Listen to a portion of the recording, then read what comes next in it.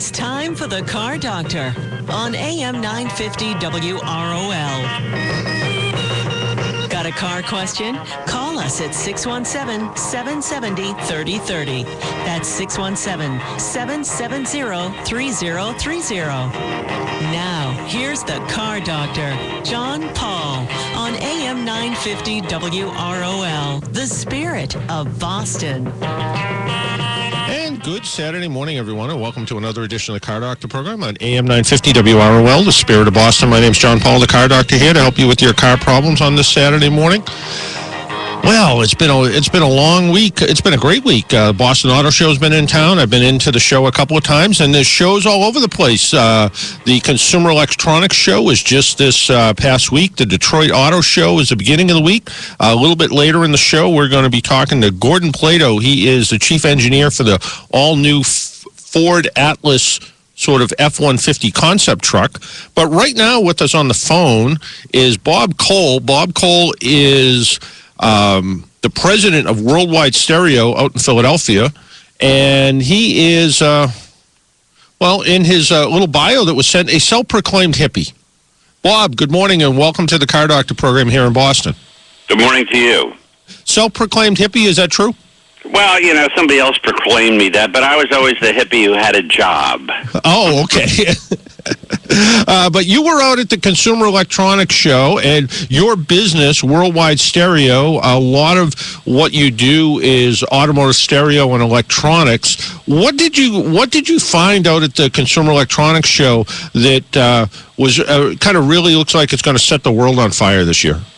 Well, so much has changed over the 35 years I've been going to these things, and it used to go from you heard that boomba boomba boom in the background, and by the way, this year it was much more refined and sophisticated. All the majors were there, all the major car manufacturers, which is kind of different, and the big focus was the connected car.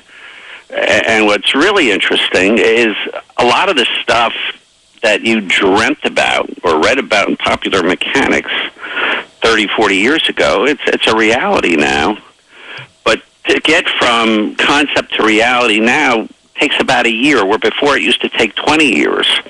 So stuff that they were kind of dreaming about last year is almost old this year.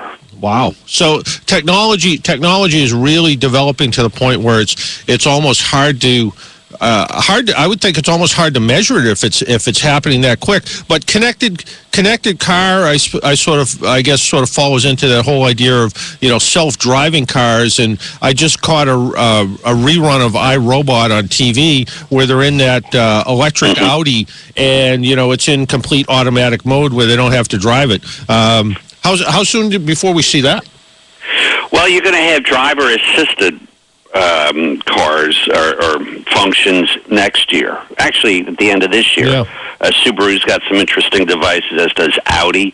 And that's stuff that, alerts you when you drift out of the lane or if you get too close to somebody while you're driving. Most of them function at slow speeds. Mm-hmm. But there's this device by Velodyne.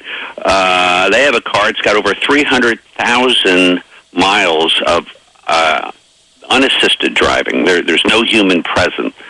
So it's the technology is there, but I don't see anybody jumping on board real quick. Yeah, that's a heck of a liability. Yeah, I think we still want to be in touch with our cars a little bit. How about for the average consumer that's out there? What kind of new features? I know. I'm just waiting for, and I guess it's already somewhat there. But it's hard for the automotive industry. Most people keep a car 3, 4, 5, 7, 10 years, and it's pretty tough to keep the electronics relevant. I mean, anybody who just bought a recent iPad found out there was a new one that came out as soon as they bought it, and then there's a new one coming out in March. Was there anything that's going to help keep electronics in cars more relevant than it has been?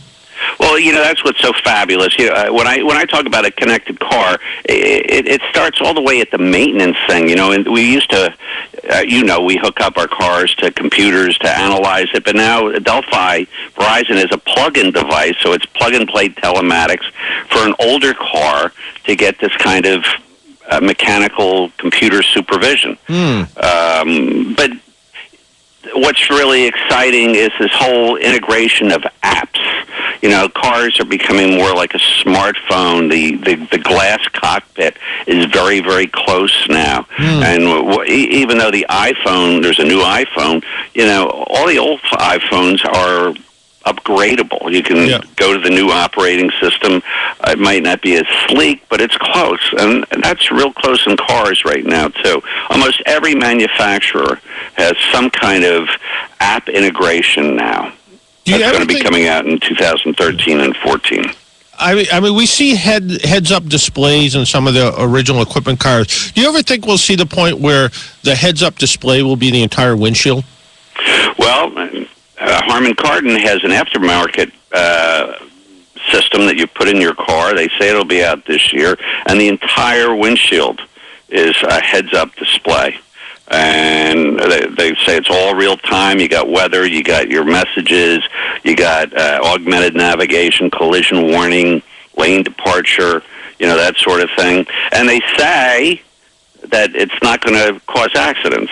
Well, I was just going to bring that up. There's been a lot of talk lately about the distracted driver, more so than ever. And it's, you know, it was sort of thought at one point that, you know, driving with a cell phone obviously is a problem. Texting with a cell phone is ridiculously inappropriate when you're driving. But, you know, all the studies have shown now that even with driving with a Bluetooth earpiece or a Bluetooth system in a car, that conversation is part of the distraction. And is there going to be a way that is electronically is going to limit this stuff from happening, do you think?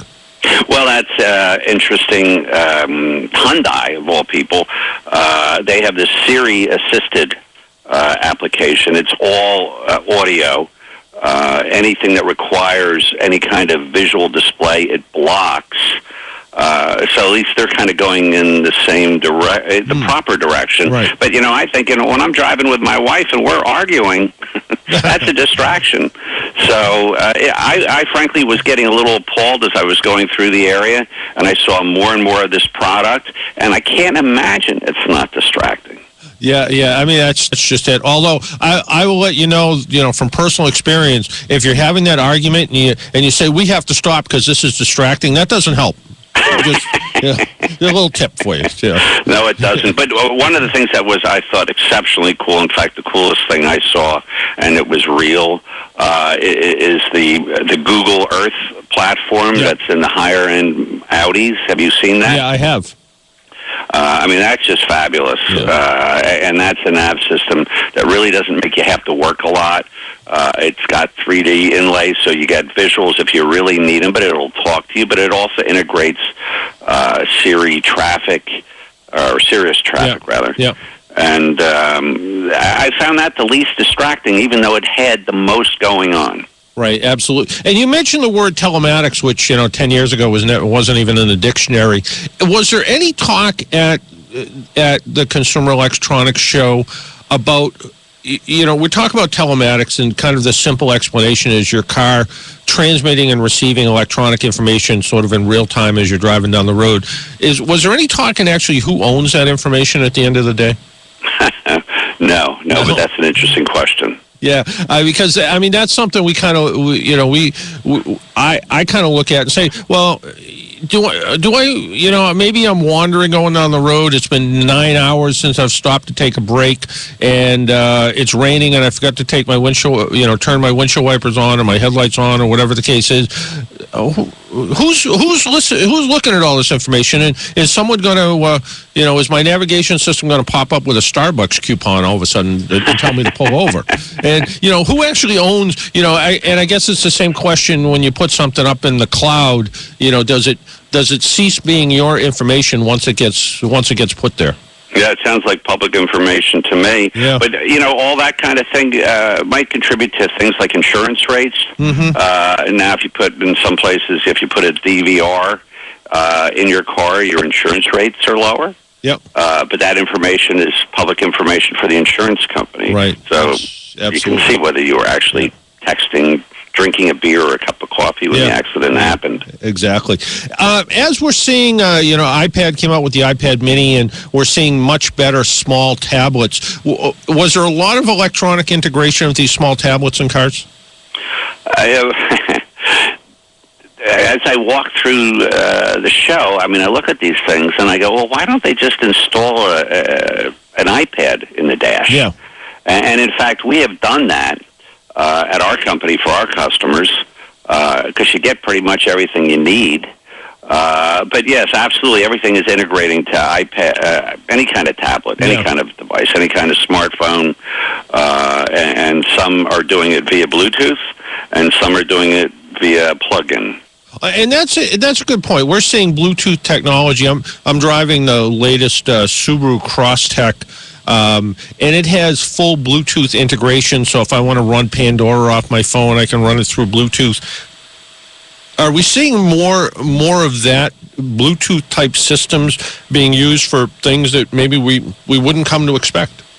Yeah, I think you're going to see that in virtually every new vehicle in the next year or two.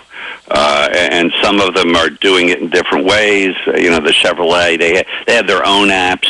You got to plug in your phone in order to connect to the internet.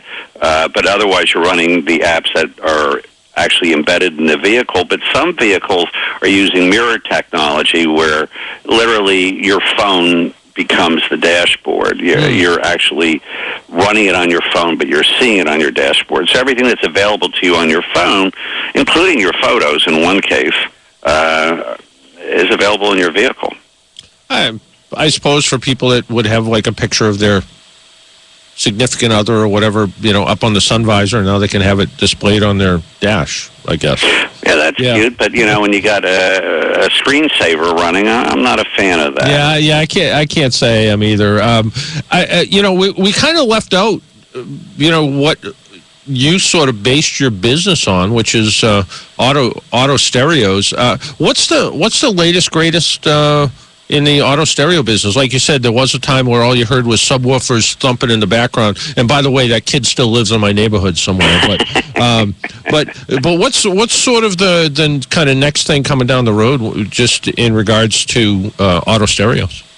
Well, the auto stereos are now like the hub of your vehicle. Cars used to come with nothing, or they used to come with a mediocre system. Now they come out with pretty good systems, but people are still upgrading those. So it's a challenge to come up with something that sounds better than an OEM Audi system. It's just a challenge. Yeah, it really is. And you were talking about integration of phones and so forth, and you look at cars like the Chevy Volt, which essentially has its own IP address.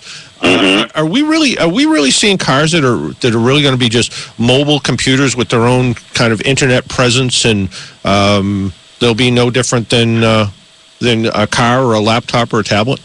Oh, I think absolutely.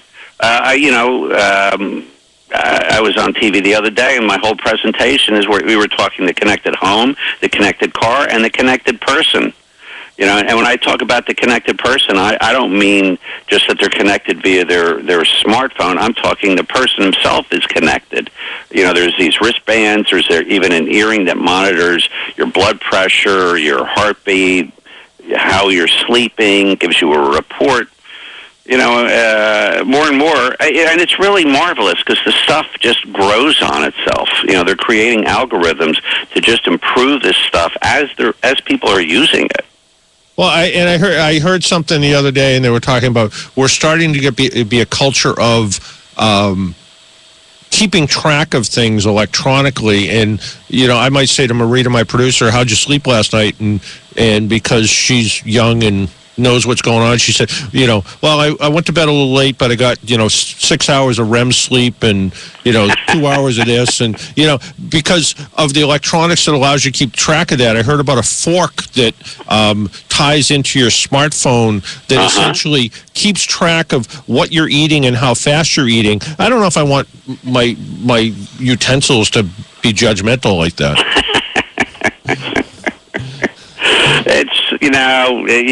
It's just fun. You know, if you can't take it too seriously. I suppose that's true. I somehow, I guess because I was on the Consumer Electronics website and how electronics work, next thing I know, I got a pitch about this new iWatch, which integrates your phone into a kind of Dick Tracy watch. So essentially, your watch is a Bluetooth connection to your phone, and it looks like a little tiny iPhone screen. Mm-hmm. And I looked at that, and I'm like, I don't know if I'm quite ready for that yet. Well, your children will be. Yeah, something like that, I suppose. Yeah, but it is amazing how the technology has changed. Where some things that we did not that long ago, and like you said, the connected car is not just connected to the road. It's connected to, and I guess it's in engineering terms, it's V to V or V to X, whatever X is going to be, and it can be anything. Right, it can. Yeah. And let's not forget that all this connectivity improves the performance of the car. I mean, if you look at a new Porsche and what's going on electronically in that car to make it safer, to make it handle better, make it faster, those are all connectivity issues. Yeah, absolutely. And it learns how you drive. Yeah, it really does, and whether it's cars like that or cars that are eventually I think we're gonna see elimination of wiring harnesses, where it's going to be more just when you turn the windshield wiper switch on, it's essentially a Bluetooth signal that goes to the windshield wiper motor that turns the motor on. Mm. Yeah, I mean it'll be interesting. I fear. You fear that? Yeah, there's nothing like wires. Yeah. I will admit, I'm a fan. I'm a fan of a solid connection from one piece to another. Before we let you go, tell us a little bit about your business. All right. Well, we're in our 35th year. We started mainly as a car stereo dealer, selling audio as well, home audio, and that evolved to audio video, and now that's evolved to full house custom installation, home automation, as well as custom installation cars. We have a e-commerce business, and we're kind of a large mom and pop business. My average employee's been here 19 years, and over 25% of my people have been here over half their lives. Wow, that's in today's day and age, that's a pretty amazing thing. Where are you located? So we have stores in the Philadelphia area, Montgomeryville and Ardmore on the main line. Yep. And our e-commerce is all over the world, and we do jobs as far away as Asia. Wow. And some people ship their cars to us. Really? And that's always a treat. Yeah, you were rated as you're in the top 10 installer Hall of Fame or something, right? Yeah. We've been doing it a long time. And this is all because you hooked the TV up to a stereo? That's kind of how it started. My chief installer's been with me almost the entire time, and we still talk about the days of I didn't have a garage, and we used to be out there with tarps over our heads and over the car, and we'd be working out there in the snow. Wow. Of course, now we have heated and air-conditioned. Yeah, well, yeah. They've gotten soft. You have a cappuccino machine in there for the employees? Or? Oh, great. Now you brought that up. They're going to want to have it. Hey, Bob, thanks a lot for joining us on the Car Doctor program here in Boston. Informative. One of these days I have to get out to Consumer Electronics Show. That's going to be on my list of things to do. It sounds like a phenomenal show, and it sounds like a great place to spend 3 or 4 days out in Las Vegas. Absolutely. I think you'll enjoy it. All right. Thanks, Bob. All right. See you, man. All right. Bye-bye. Take care. That was Bob Cole. He is the owner of Worldwide Electronics. You can find them on the web at www.worldwide or www.wwstereo.com. Worldwide Stereo. It's Worldwide's automotive division. They opened their first car facility in 1979, and they don't have tarps over the cars anymore. Heated, air-conditioned garages. We need to take a break. My name's John Paul. This is the Car Doctor program, heard exclusively on AM 950 WROL, the Spirit of Boston. We'll be right back.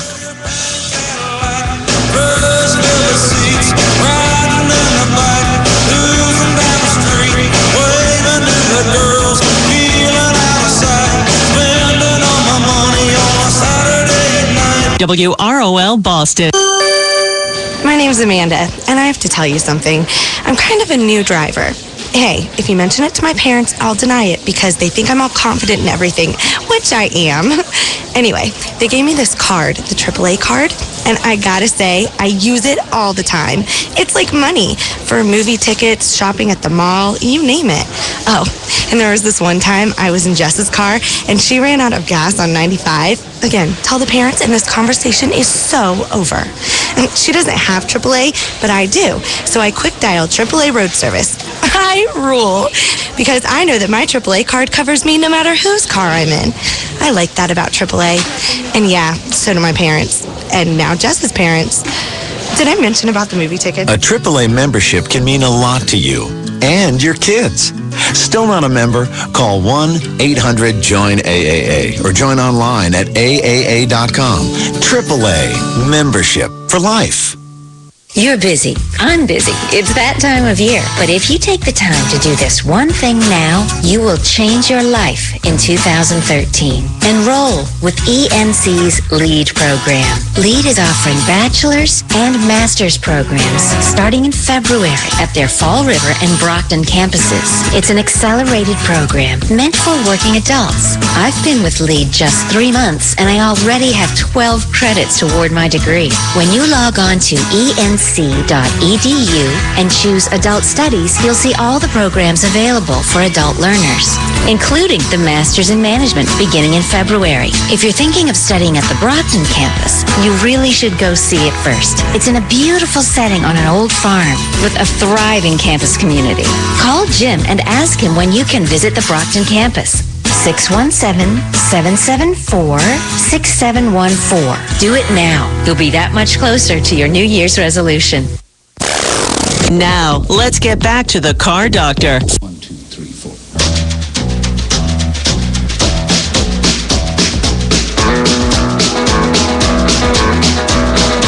On the road again.